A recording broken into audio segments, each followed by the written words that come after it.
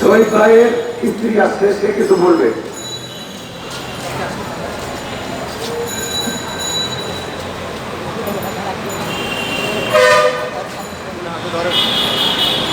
আচ্ছা ধরা থাক, সমস্যা নেই।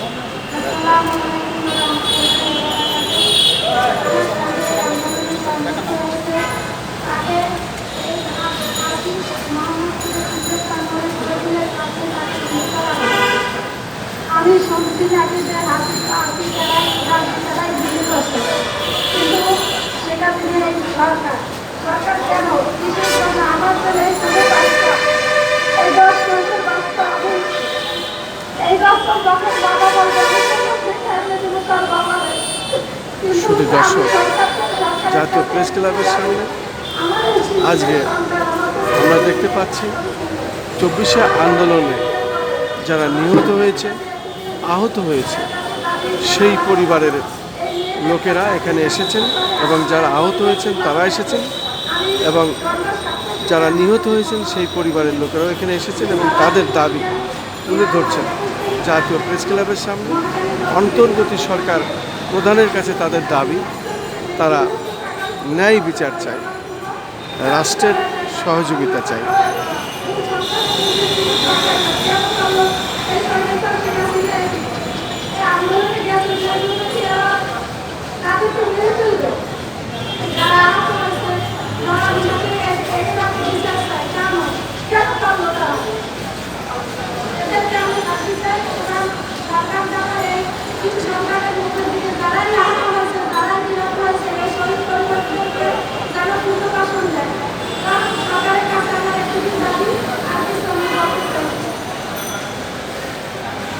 চব্বিশের গণঅভ্যুত্থানে প্রধান উপদেষ্টার প্রতি আরেকটু দৃষ্টি আকর্ষণ করছি, আবু সাইদ মুক্তকে নিয়ে পড়ে থাকলে হবে না।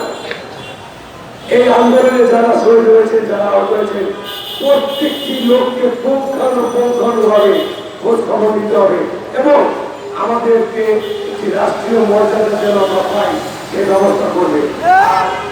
আমাদের এই মানববন্ধনে আমাদের সমন্বয় ভাই জিয়া ভাই সমাপনী বক্তব্য দিয়ে শেষ করবেন।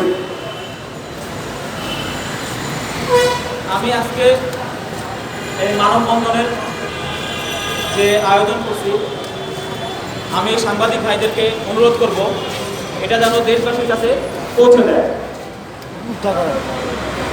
এবং আমি আরো বলবো, গত বিভিন্ন নিউজে আমি দেখতে পাচ্ছি গত জুলাই আগস্টে যারা আমাদের উপরে গুলি চালাইছে তাদের বেতন সরকার ব্যাংক ঋণের মাধ্যমে দিচ্ছে, অথচ সরকার আমাদের জন্য ঋণ করতে পারে না।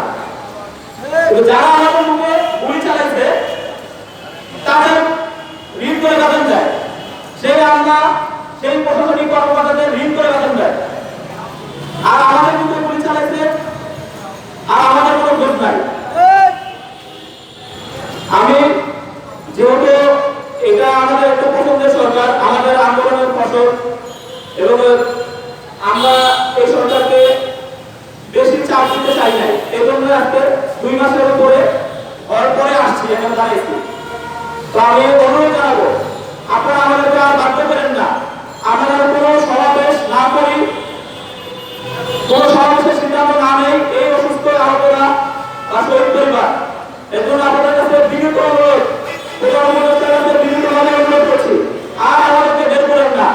আমাদের বিভিন্ন জায়গা থেকে বের হইতেছে, সমস্যা করতেছে, আর আমাদেরকে বের করেন না।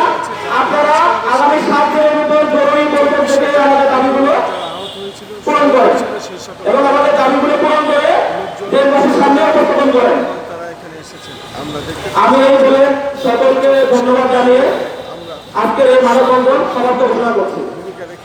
যেহেতু আমাদের পেশাগত দায়িত্ব। ধন্যবাদ মিডিয়া লাইনের যারা ভাইরা আছে, সাংবাদিক ভাইরা, তাদেরকে আমরা এই আহত পরিবার এবং শহীদের পরিবার থেকে অন্তরের অন্তরস্থল থেকে ধন্যবাদ জানাই।